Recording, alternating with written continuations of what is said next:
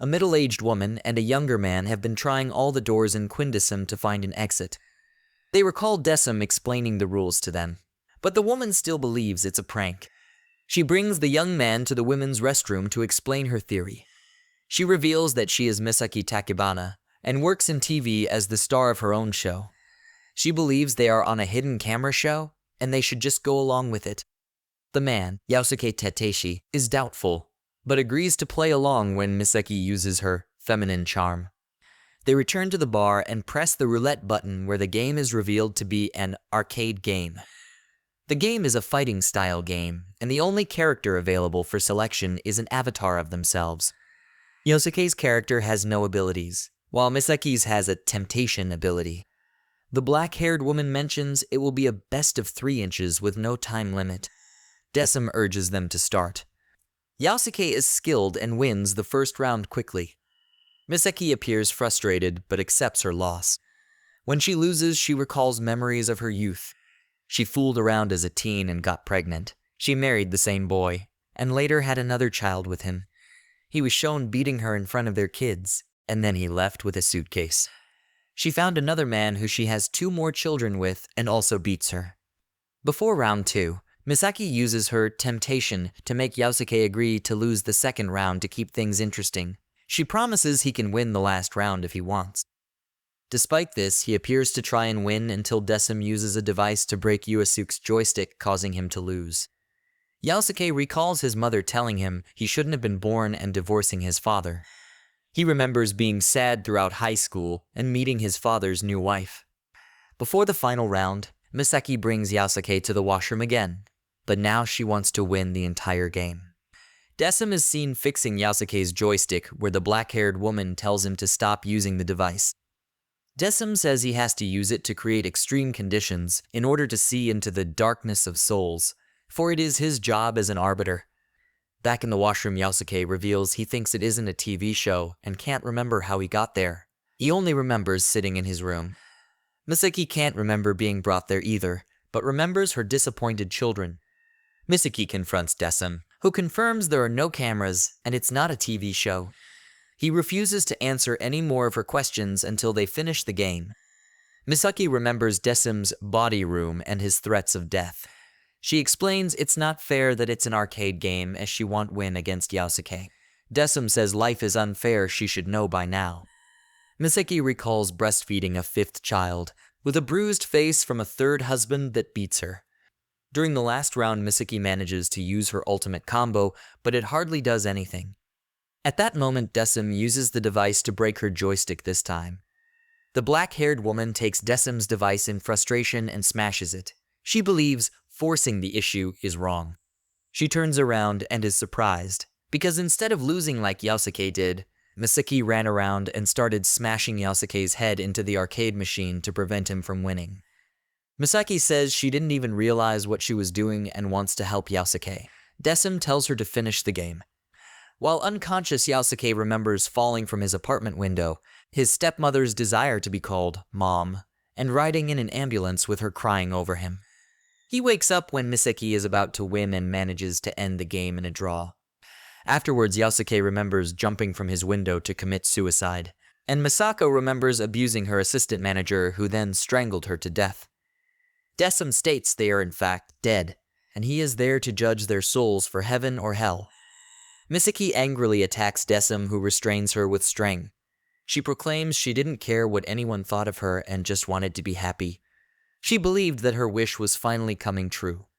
Yosuke is sad that he didn't care for others as much as they cared for him.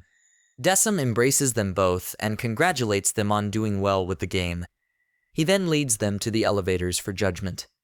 Yosuke gets reincarnated and Misaki gets sent to the void. Jimmy is a happy kid. Then he spots a girl playing outside his house and instantly takes a liking for her, especially her smile. He called out to her and tried to go to her, but fell through the snow. It was painful, but her smile made the pain go away. It seems this is a strange dream that the black-haired woman always has. She was surprised to find the girl from her dream on a panel Nona asked Desum to put up. When Desum receives memories of the next guests, he feels something is odd. A man and a boy walk into Quindesum, and as the man orders beer, He gets a feeling he might have seen him before or been here. Decim is taken aback when the man seems to possess memories of having been in the Quindecim before. Meanwhile, Nona is playing billiards with an old guy named Oculus. The interesting thing about this game is how the balls are the planets of the solar system.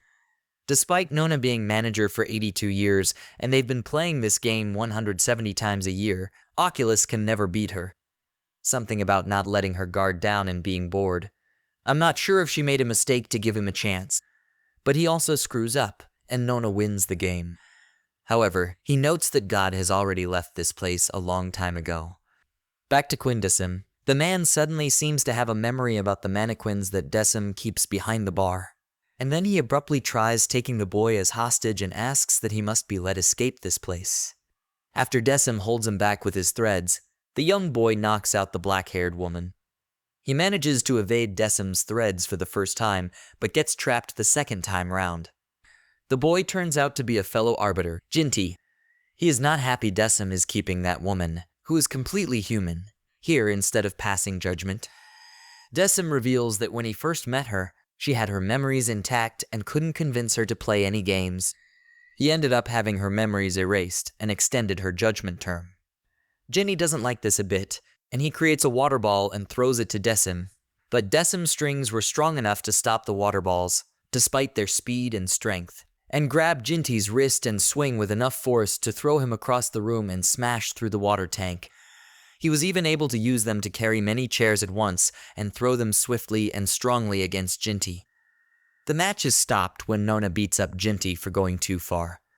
Nona reveals the guests were part of a test for Decim, noting that he failed to realize the boy had no memories due to being distracted by the man, who was a dummy implanted with memories. She leaves and goes to see Castra, who oversees dyes across the world. With the death rate at 7,000 per hour, you think this place is enough to keep up? Yeah, humans are dying like flies. Jinty still doesn't approve of Decim keeping the black-hair girl here because he believes arbiters and humans cannot coexist. Clavis, the elevator operator, tells him to let Decim handle this his way, and it is not their place to interfere with how he passes judgment.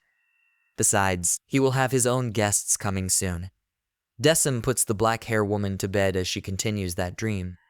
Jimmy and the girl had fun together, although he didn't know her name. When he tells his mom about this, she tells him her name is Chavot. He promised to let her know his feelings. Nona is seen reading that storybook. When spunky Mayu Arita arrives in this traditional Japanese setting, she then meets Jinty at the Arbiter Bar. Jinty is such a grumpy guy. He doesn't bother to explain things because she is late, but she is super happy to learn she is going to play a game with Harada, who is a member of a popular boy band. Jinty then announces to them that they need to play a game. Mayu, without any hesitation, push the red button and they'll be playing Twister. They arrive where they are going to play, and Jinty explains the game. A spinner is attached to a square board and is used to determine where the player has to put their hand or foot. The spinner is divided into 4 labeled sections: left foot, left hand, and right hand. Each of those 4 sections is divided into the 4 colors. After spinning, the combination is called left hand blue, and players must move their matching hand or foot to a circle of the correct color. As they play, Mayu is excited to play with someone from her favorite band. However, Harada hopes to end this because he doesn't view Mayu as his type and wants to get back with his girlfriend named Lisa. After a long game, the duo are tired and request a break. This is when Jinty changes the gameplay. Things are going to get more interesting now. Depending on their luck and where they step, if they're unlucky, they'll die. Because each color spot now corresponds to an extreme element, whether it is heat, wind, or ice. Don't take too long, or you'll be burned or frozen. Suddenly the board disappears, and all that is left are the spots their hands and feet are on. Below are sharp spikes. Jinty says they will stay this way till one of them falls off. They both panic as Harada starts having thoughts of pushing her off. Suddenly Mayu starts thanking him, as he is the reason for coming this far. She doesn't care if he is a womanizer, but he always takes care of his fans. This makes him remember he had an affair with another fan, Kana. She was very sad that he nonchalantly broke up with her. She committed suicide the next day, and it was all over the news. Mayu then jumps off, but Harada grabs her hand. He doesn't want her to play hero, and instead it is fans like her who made him go this far. He cannot hold on much longer as she slips down. Mayu remembers she was happily going to take a bath when she slipped on soap and knocked on her head. Yup, she died. When she reaches the bottom, the spikes turn out to be inflatable spikes. Meanwhile, Harada is regretting he couldn't save another fan. He remembers the morning after his girlfriend Lisa casually left him. He heard some ticking sound, and when he looked, it was a ticking bomb revenge for her sister Kana. Jinty is surprised that Mayu jumped herself. After Mayu changes into a yukata and does away with all that artificial makeup, look at how beautiful she is. Now Harada feels this is his type of girl. Later, he gives her a solo concert. Decim, the black-haired woman, and Clavis are invited to join in. Jinty is the only unhappy one. Oculus narrates the few rules for arbiters. 1. They cannot give up passing judgment. 2. They cannot experience death, for it will link them closely with humans. 3. They cannot have emotions as they are only puppets. The black-haired woman finds the book Chavod on the shelf that appeared in her dreams, causing her to regain some of her memories and remember that she is dead. Later, she asks Decim who the book belongs to. He tells the woman about Quinn, the Quindecim's former arbiter, before he joined. Flashback shows Nona led Decim and Jinty as new arbiters to Quindecim. As Decim is to replace Quinn, the latter cannot be happier to get out of this job and move on to the Information Bureau. As they watched Quinn's final arbitration, Nona gave them a tool each to create extreme situations. After observing one of Quinn's death games, Decim was questioned over why he did not use a remote to affect the nature of the game, to which he replied that he forgot, but also respects those who had lived full lives. Although everyone is surprised with his answer, Nona tells him about the tool to create such situations to bring out the darkness in humans because it is better to have more than one way to judge. Whether it is foolish or respectable, it is up to him to decide. Quinn notes to take care of things he treasures. The black-haired woman wonders if there is anything Decim treasures, so he shows her his mannequins. Decim explains how arbiters' minds are filled with the guests' memories, and because excess memories can interfere with their judgment, they are eliminated. Therefore, at the end of each judgment, the guests turn into mannequins. They are supposed to be destroyed, but Decim claims them instead. He makes them so as not to forget his guests. The black-haired woman wants to hear some of his guests' stories, but he can't because they are already forgotten. Meanwhile, Quinn visits Nona at her place and looks like she is regretting being in the Information Bureau, as she is busier than ever. She never knew condensing memories of the dead was hard work. I can see why, with so many people dying each second. Nona talks about the judging of the dead, but the irony is that they are all just puppets who never lived or died. Therefore, it is strange for them to judge the dead when they have not experienced death. She would like to see an arbiter with emotions handle judgment. I am not sure why Mayu is still hanging around at Jinty's place, but he doesn't seem very happy. Nona is surprised Oculus visits her. He spots that Chavot book, but doesn't think much about it. He tells her to come visit him, as she owes him a rematch. Later, Nona arranges with Castra for 2 special guests to be sent to Decim instead of special arbiters. That's all for now.